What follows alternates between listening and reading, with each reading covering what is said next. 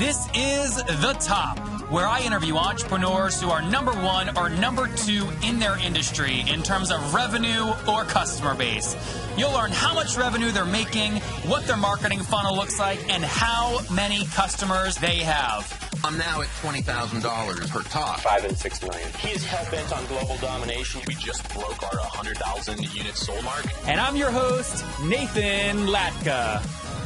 When I do webinar interviews or I give big speeches to thousands of people all over the world, I usually will talk about data and sometimes show my dashboards, like my SaaS dashboard as I'm growing my SaaS company to top inbox, or my website dashboard, which shows how I take impressions to convert them into email leads and convert them into customers for nathanlatka.com. The funny thing is, guys, I build these dashboards with myself, no developer, and it's basically free, and I use one tool to do it. You can see the tool at nathanlatka.com/analytics. I'll tell you more later in the show.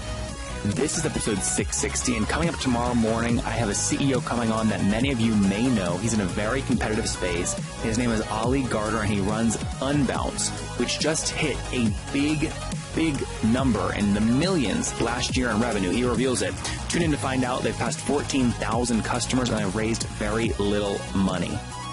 Good morning, everybody. My guest this morning is Martin Garcia. He is the CEO and founder of FLYX.Systems. He's also a mechatronics engineer and co-founder of Mexico, a solar-powered lighting company for rural communities in Mexico.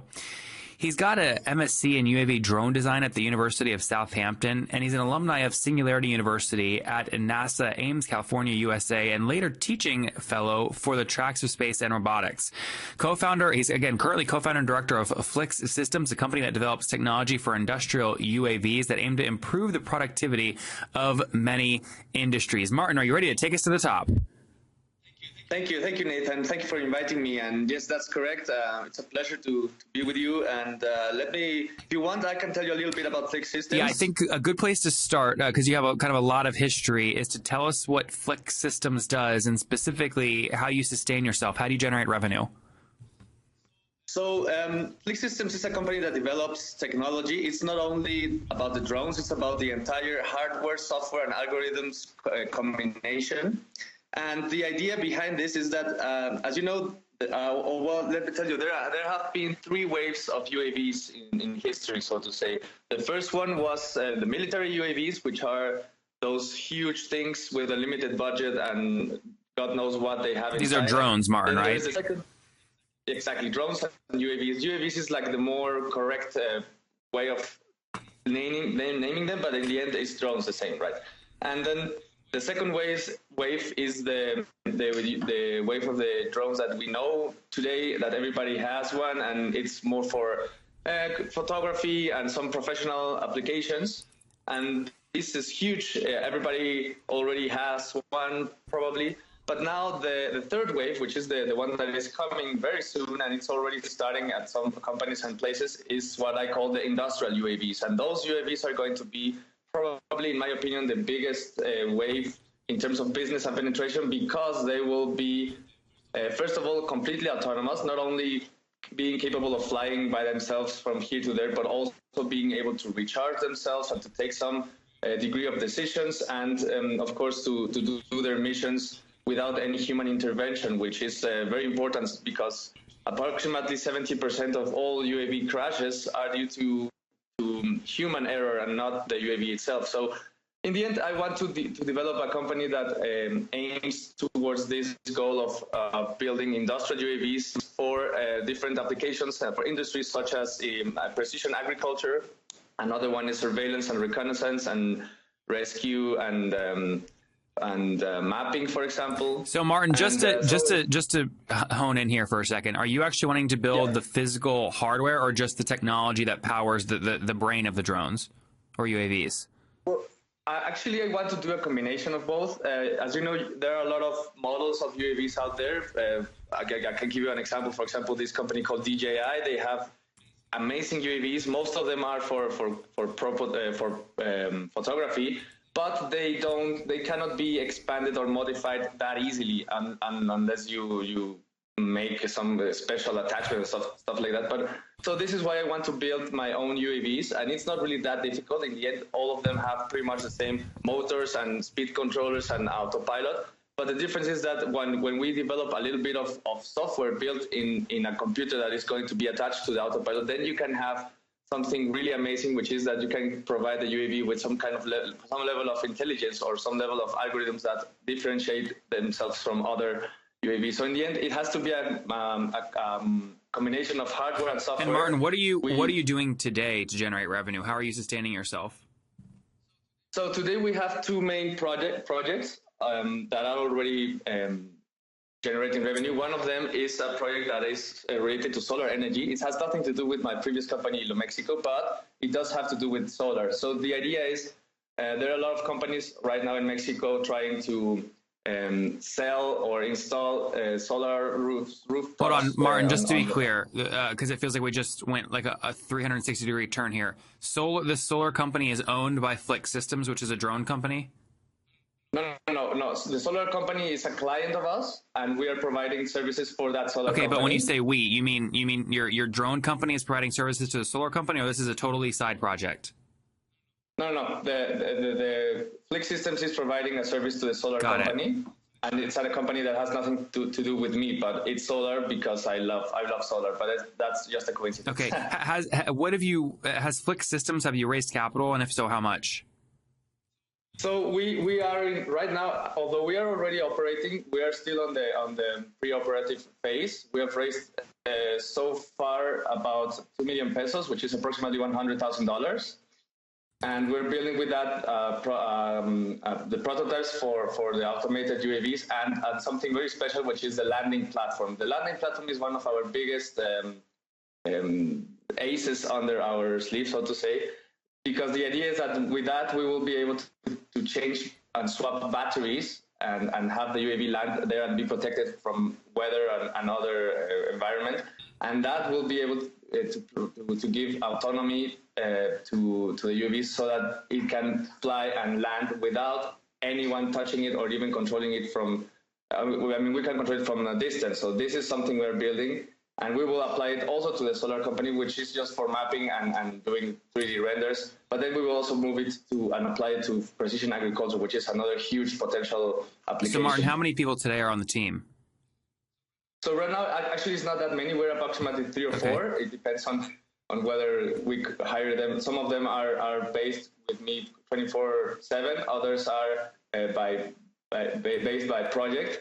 And we're based in Mexico, but we are already trying to start some side projects, applications in other countries such as Colombia, but we are still not sure about that. So Martin, when did you launch this company? What year? At the beginning of 2016. Okay, so you've been in operation for a little over a year, and a lot of people listening, they're thinking about getting into the UAV space. Walk us through kind of how you launched the company. What were you doing before it? Did you leave a corporate job, or how did you get the capital to get going? Tell us the story of the launch. So I was working at Mexico. I was the CTO developing technology for solar applications. Then I went to the program, this summer camp, so to say, that is called Singularity University, where I met a lot of amazing people, and they enlightened me, so to say, in terms of technology and the trends for the future. And then I realized that UAVs are going to be huge, not only because they're amazing, that's a piece of beyond the point, but because they have very important aspects of technology that are going to grow exponentially. Some of them are, for example, the science of material sciences, other are computer algorithms, sensors, and all of these combined together in a UAV will make them be able to grow very, very quickly with a very low cost. So this is why I decided to join to study a master's in the UK. Okay. Specifically for this, and my master thesis is basically the foundation or the core of my business model, which is the automation of the UAV themselves, so that I can... Martin, how old, just so people have some context in terms of age, how old were you when you went through Singularity?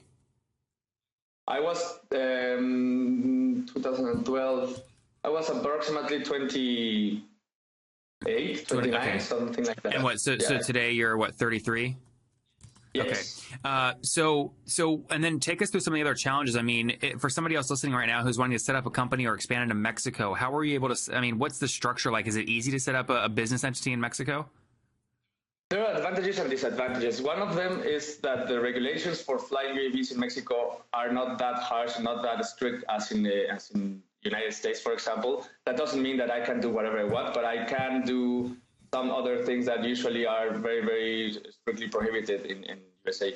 Also, there is a lot of potential and opportunities here in Mexico, since there are so many operators. That doesn't mean that there is no one, but the competition is kind of less hard on you. And also the labor and the people that are here are very talented, and that means I can build amazing things with not so much money. Although we do have an investment, that doesn't mean that I want to spend it a lot and very quickly, right? And then in terms of the technology, since UAVs are not that expensive when you know how to build them, this is a project that can be really quickly expanded, and a lot of clients are able to afford it. Unlike, for example, manned aircraft that you have to buy or rent, which is super extremely expensive, and it's not really that scalable. So this is why UAVs are a great opportunity to explore in countries that are. But Martin, how are you going to beat the major players in this space, right? Like the DJIs of the world that are already really have a huge amount of market share when it comes to selling physical hardware. Exactly. DJI is aiming for commercial consumer products, although they have their. Yeah, but Martin, come on. You know they're going to move into industrial when the timing's right. Absolutely, and I know they are, and they already have 1,500 developers working. So how do you beat them? So first of all, one of the things I want to aim as quickly as possible is to work on localized applications and markets. So I know they are already building technologies that they want to expand everywhere, but they don't know the customers, and they don't know exactly what they want. They just sell products that are generic. And I want to build something that is more suited to their specific needs. And I want to also combine it with other technologies that are Martin, not only related to why can't they just hire 2 salespeople in Mexico to learn the space real quick? I mean, how do you beat them? Well, it's a great question. In the end, what I want to do is also to combine it with other technologies that DJI is not developing, such as interpretation of the data, not only acquiring it. And that is something really important, so that I can provide the user with the end solution and not only the data. That is something really important. It's not only about the information, but also about the knowledge that it's coming from that. So AI is one of the biggest extra tools that we want to harness, so that we can interpret, for example, the images that we're going to take with the UAVs and interpret them. Yeah, Martin, that's exactly why I asked you at the beginning if you want to just do software or hardware as well. And you said you want to do hardware as well, which is a lot of work, when it sounds like what you're saying is your advantage is going to be in the data and a lot of the software. Why don't you just go build the software component? The thing with that is that then we will be depending on a hardware company or UAVs that are owned by someone else. And well, sure, but every app in the App Store depends on an iPhone. And it's $1 billion business. Yes, but the iPhone in the end has always the same kind of technology, and you don't need anything else. There are iPhones with infrared cameras, for example, and some might need that, and for that we have to develop a specific drone specifically for that. Usually people think that they buy drones and then they think of the payload, but it's usually the other way around. Whatever you want to do, you have to think of what the payload is, and then you build the drone around that. So it's sorry, around the what? Around the payload, around the camera, or whatever you want to do on the UAV. Great. So usually DJI have their cameras, and they are always the same, and it's good for people that want to only record video, for example. But if you want to add something different, then you have to modify it or have a payload specifically made for the UAV, and that is not easy. Martin, what month here in 2017 are you going to ship your first drone with your technology built in? Actually, next month we already have a prototype ready for precision agriculture. We're going to send to different states in Mexico, and we want to generate the images and start making. Are those free? You're giving those out for free, or they're paid?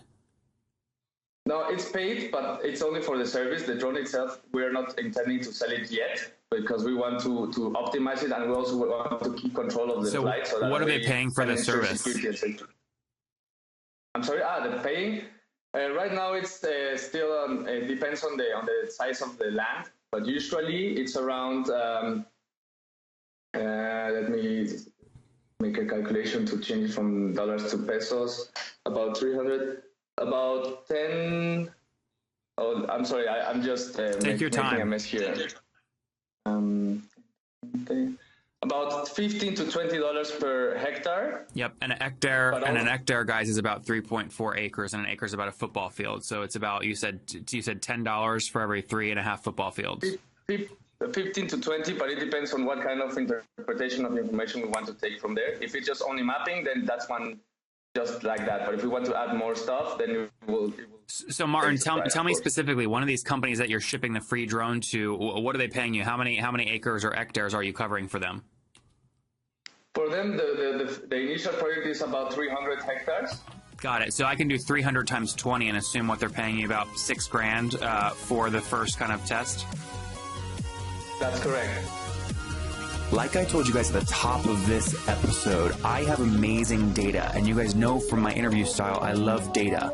But what I love more than data is making it actionable via beautiful dashboards that I can view on my phone, on my TVs in my living room, or even on my laptop as I'm traveling. And the company that I use to create these dashboards, which pulls in data from my Libsyn backend, my Google Analytics backend, Salesforce, and other data sources, is called Clipfolio. You can see an example executive dashboard or my social media command center or my web metrics dashboard at nathanlatka.com/analytics. That's nathanlatka.com/analytics. And you can try it there for free for 3 months. Okay, it's Clipfolio. You can try it free for 3 months. Everybody else has to pay. So you get it free for 3 months. Alan's a good friend. He's the CEO of the company. He came on the show. I said, I love your product. Can I feature it? So nathanlatka.com/analytics. Go check it out now. Awesome. Good stuff, man. Well, we wish you luck. Let's wrap up here with the famous 5. You ready?